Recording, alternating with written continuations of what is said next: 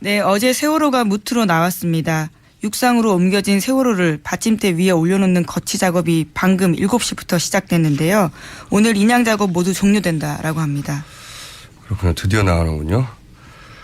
자, 다음 뉴스는요? 네, 우병우 전 수석에 대한 검찰이 어제 다시 구속영장 청구했습니다.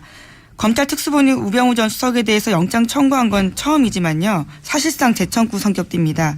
지난 2월에 박영수 특별검사팀이 영장 재청구해서요. 한 차례 기각된 바가 있습니다. 예. 이건 저희가 3부에서 짚어보겠습니다. 예. 다음 뉴스 넘어가죠.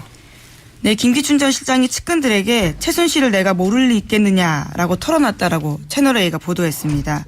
김 전 실장은 최근 박관용 전 국회의장 등 측근들을 접견하면서 속내를 털어놨다라고 하는데요. 최순실 정말 몰랐냐 측근들이 묻자 한참을 망설이다가 결국은 내가 모를 리가 있었겠냐라면서 한숨을 쉬었다라고 합니다. 네. 모를 리가 없다는 건 정무문이 알고 있었어요 이미. 예. 자, 다음 뉴스는요. 네, 박근혜 전 대통령이 오늘 검찰 4번째 조사 앞두고 있는데요. 그런데 변호인단을 대폭 해임했습니다. 유영하 변호사와 최명성 변호사를 제외한 나머지 7명을 전원 해임한 겁니다. 박근혜 전 대통령은 본인은 굉장히 억울해하는 것 같은데 제가 보기에는 억울해하거나 남 탓을 할 게 하나도 없어요. 왜냐하면 지금까지 가장 곁에 두고 있었던 사람이 최순실이었고 그리고 헌재와 검찰 조사를 대응하는 과정에 이 대응 방식에 문제가 있다고 다들 지적해온 유영하 변호사를 가장 곁에 두고 있었던 것도 본인이거든요, 다. 네, 모두 네. 본인이 결정한 거죠. 네, 그런 사람들을 가장 곁에 두고 있었던 건 본인의 선택이었기 때문에 다른 누가 아니라 그리고 그 선택이 이런 결과를 가져온 거예요. 네. 남을 탓할 게 하나도 없는 것 같습니다. 자, 다음 뉴스는요? 네, 이제 대선 29일 앞두고 있습니다. 대선 한 달 정도 앞두고요. 여러 여론조사가 발표됐습니다. 그 결과들을 종합적으로 보면요. 어제 주말 사이에 굉장히 많은 여론조사가 나왔어요. 그죠? 그렇죠. 네. 아무래도 대선 기간 동안에 공식 선거운동이 시작되고 또 공포가 금지되어 있는 기간이 있거든요. 이제 그렇죠. 그러다 보니까 이때 좀 몰려 있는 것으로 보입니다. 얼마 안 남았어요. 이제 여론조사 발표되는 것도. 네, 그러다 보니까 조사가 굉장히 많이 나왔습니다. 네, 더불어민주당의 문재인 후보가 근소한 차이로 국민의당 안철수 후보를 누르거나 두 후보가 동률로 이루는 등 1, 2위 후보가 대혼전 양상을 보이고 있는데요. 특히 어제 KBS와 연합뉴스가 코리아 리서치에 의뢰해서 발표한 결과가 눈에 띄는데 여기서는 양자, 3자, 4자, 5자 구도에서 모두 안철수 후보가 문재인 후보를 앞서고 있습니다. 앞선 정도가 아니라 물론 이제 가상이지만 양자 대결에서는 10% 이상, 12%까지 예. 앞선 조사는 처음이죠. 예. 예, 퍼센트 포인트를 앞섰죠. 예. 예. 굉장히 앞섰고요. 물론 이제 문 후보가 근소하게 앞서는 것도 있고 두 후보가 동률인 조사도 있었고요. 그 중에서 KBS 연합뉴스는 모든 대결 구도에서 앞서는 것으로 양자에서는 오차 범위를 훨씬 넘어서 앞서는 것으로 결과가 발표됐습니다. 양자에서는 오차 범위 이내입니다. 하지만 양자는 훨씬 앞섰습니다. 네. 제가 5자를 잘못 말씀드렸습니다. 양자는 예. 가상이지만 지금 저희가 숫자를 정확하게 말씀드릴 수 없는 이유가 뭐냐면 조사 개요를 다 말씀드려야 되는데 그럼 시간이 다 지나가요. 그래서 숫자는 정확하게 말씀드릴 수 없고 찾아보시면 되는데 10% 이상 앞서는 것으로 나와 있습니다.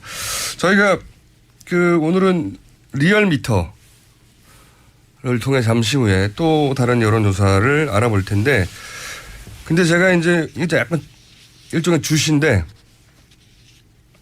최근 여론조사 중에 좀 이례적인 것들이 있습니다. 제가 개인적으로 여론조사에 굉장히 관심이 많거든요. 그래서 여론조사가 나오면 조사 개요를 봅니다. 하루 지나고 나면 그 설문이 나오거든요. 그럼 설문 설계를 보고 조사 개요도 그 홈페이지에 나온 게 아니라 선관위에 가면 정확한 조사 개요가 나와요. 그런 관점에서 가만히 들여다보면 좀 이례적인 케이스가 몇 개 있는데 그 중에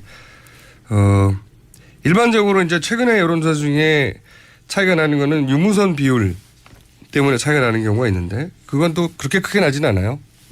근데 다른 여론조사보다 좀 이례적으로 차이가 크다 하는 것 중에 제가 한두 가지만 예를 들면 문재인 안철수 후보 첫 번째 양자 대결 여론조사를 냈던 게 있죠. 내일신문과 디오피니언 조사.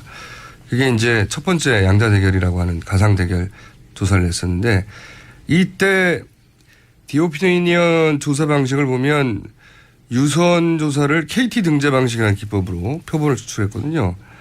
근데 이 방식은 보수 여론이 너무 많이 잡혀서 지난 2010년일 겁니다. 아마 지방선거 때 여론조사하고 실제 결과가 판이하게 차이 난 적이 있어요. 그래서 당시 여론조사 기관들이 이 KT 등재 방식을 더 이상 사용하지 않게 된 방식이거든요. 그래서 그 이후에 각 여론조사 기관들이 각자 개발한 여론조사 기법들이 있는데 왜 이렇게 오래전에 보수 편향이 너무 심해서 안 쓰는 방식을 사용했는지 디오피니언 쪽에서는 설명이 없어가지고 하여튼 이례적인 방식이었다는 거 하나 하고 지금 방금 소개해드린 10% 이상 차이가 나는 KBS 연합 조사 이거 굉장히 결과도 이례적이지만 조사 개요를 자세히 들여다보면 또 이례적인 점이 눈에 띕니다. 어떤 게 눈에 띄냐면 이제 모바일 조사 이거 굉장히 전문적인 영역인데 잠시 후에 리얼미터에서 조사 실장님한테 제가 여쭤볼 예정이긴 한데 제가 어젯밤에 보다가 굉장히 이상한 지점을 발견했어요. 뭐냐면 모바일 조사에서 이제 표본을 추출해야 되잖아요. 그럼 번호를 돌려야 되는데 그때 보통 010 다음에 4자리 숫자가 나오잖아요. 이 4자리 숫자를 대략 8천여 개, 7천여 개에서 뽑습니다. 4자리 숫자를. 그런 다음에 마지막 4번 숫자, 4가지 숫자를 랜덤하게 돌려요. 그러면 그 중에 한 절반 정도는 없는 번호로 나와요. 결번으로 나오는 거죠. 근데 이번 조사에서는 아주 이거 굉장히 이례적입니다. 왜 이렇게 했는지 모르겠는데. 4자리 숫자를 8,000개에서 뽑은 게 아니고 8,000개에서 돌린 게 아니라 60개밖에 안 썼어요. 왜 이렇게 했는지 모르겠어요. 그리고 8,000개를 60개로 쥐었고 그 다음에 이제 결번으로 나오는 번호를 비적격이라고 하거든요. 랜덤하게 돌리니까 그 없는 번호가 있을 거 아닙니까? 없는 번호가 절반은 나온다 이거죠. 그 비적격률이라고 하는데 그게 한 50% 나오거든요. 근데 이번에는 60개, 8,000개를 60개밖에 안 썼고 60개 중에 결번이 나오는 게 10% 이하예요. 대부분 있는 번호가 나왔다는 거죠.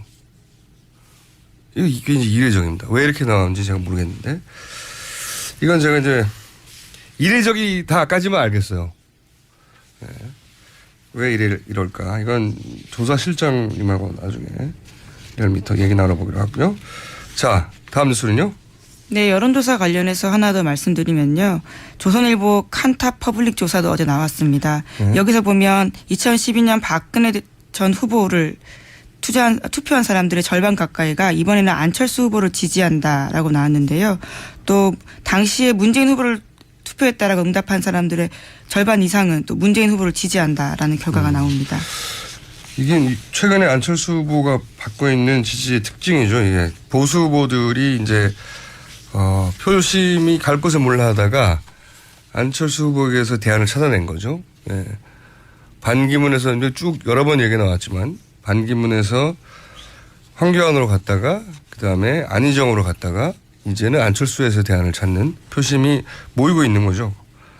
네, 추세 자체는 올라가는 게 분명한 것 같습니다. 네. 여론조사 전반적으로요. 그렇게 모이고 있는 것이고요. 그게 지금 안철수 후보 상승의 특징인 거죠. 자, 다음 뉴스는요. 네, 관련해서 조갑재 씨가 어제 지난 7일에 유튜브에 공개됐던 이야기가 굉장히 화제가 되고 있습니다. 안철수 국민의당 후보를 긍정적으로 평가하면서 안철수 중도 정권이 탄생한다면 보수 세력에는 패배가 아니고 반쪽 정도의 성공은 된다. 이렇게 이야기를 한 거죠. 그것도 이제 특이한 현상이죠. 예. 로 이제 분류되기도 하는 박근혜 대통령 탄핵 잘못됐다고 주장하는 분이 안철수 후보를 사실상 지지 선언하는 건지 안철수 후보에게 도움이 되는지는 모르겠어요. 부담스러울 것 같습니다. 좀 부담스러울 것 같긴 해요. 네, 태극기 집회까지 나갔던 사람이기 때문에요. 예, 왜냐하면은 안철수 후보는 또 호남의 지지도 받아야 되거든요. 이제 딜레마가 있어요. 이 부분에서는. 자, 다음 뉴스는요. 자유한국당 홍준표 후보가 어제 자정 직전에 그러니까 3분 남겨두고요. 경남도지사직에서 사퇴했습니다. 그 때문에 경남도지사 보궐선거는 치러지지 않게 돼서요. 꼼수 사퇴했다 이런 비판이 거세지고 있습니다. 네, 이건 뭐 변명의 여지가 없죠. 예. 근데 결국은 그렇게 했네요. 고집은 하여튼 대단합니다. 예. 자, 다음 뉴스는요. 네, 지난 8일 조원진 의원이 자유한국당을 탈당한다 이렇게 밝혔습니다. 조 의원은 그날 친박 집회에 참석해서요. 자신이 탈당하겠다라는 의사를 밝혔고요. 박사모를 비롯한 친박 단체들이 최근에 창당한 새누리당에 합류해서 대선 출마할 가능성이 큰 것으로 보입니다.